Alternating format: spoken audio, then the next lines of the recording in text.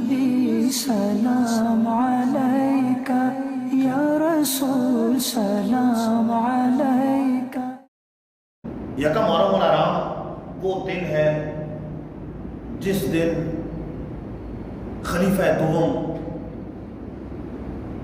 فاروق اعظم حق و باطل میں فرق کرنے والے حضرت عمر بن خطاب رضی اللہ تعالی عنہ کی شہادت ہوئی۔ آپ کے عرس کا دن ہے، آپ کا یوم یکم محرم الحرام۔ اس مناسبت سے انشاءاللہ آج فاروق اعظم رضی اللہ تعالی عنہ کی سیرت سے متعلق کچھ عرض کروں گا۔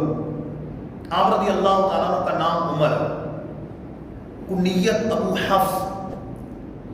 عام طور پہ جو کنیت ہوتی ہے وہ بیٹے کے نام پہ ہوتی ہے۔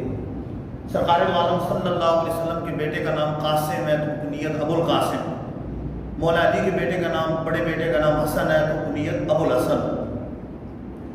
تو اس طرح حضرت عمر رضی اللہ تعالیٰ عنہ کو کنیت ابو حفص کنیت، والد کا نام خطاب ہے، آپ کا لقب فاروق اعظم۔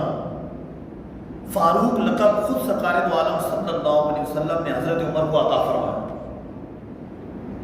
والدہ کا نام انتمہ ہے جو کہ ابو جہل کی بہن ہے۔ 27 سال کی عمر میں آپ اسلام کا،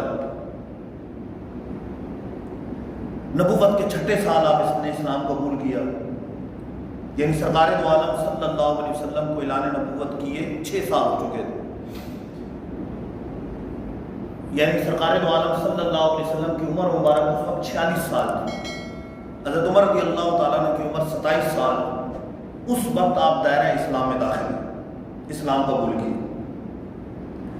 8ویں پشت میں آپ کا سلسلہ نسب سرکار دو عالم صلی اللہ علیہ وسلم سے مل جاتا ہے، یعنی 8ویں پشت پر جو آپ کے دادا جان ہیں، اوپر آپ کے دادا ہے، وہی سرکار دو عالم صلی اللہ علیہ وسلم کے دادا جان، 8ویں پشت میں نسب مل جاتا ہے۔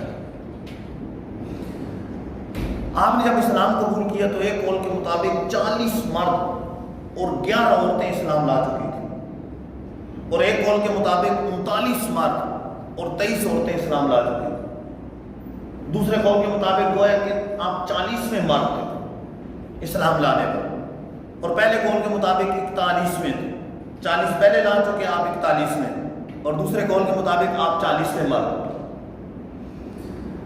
حضرت عمر رضی اللہ تعالیٰ کی ہستی بہت بڑی ہستی، تمام صحابہ میں، پوری امت، صدیق اکبر رضی اللہ تعالیٰ عنہ کے بعد جس شخصیت کا مرتبہ ہے وہ حضرت فاروق اعظم کی ہستی ہے، دوسرے خلیفہ راشد۔ تمام صحابہ نے آپ پہ اعتماد کیا، صدیق اکبر نے آپ پہ اعتماد کیا، کہا کہ آپ سے بہتر کوئی خلیفہ نہیں۔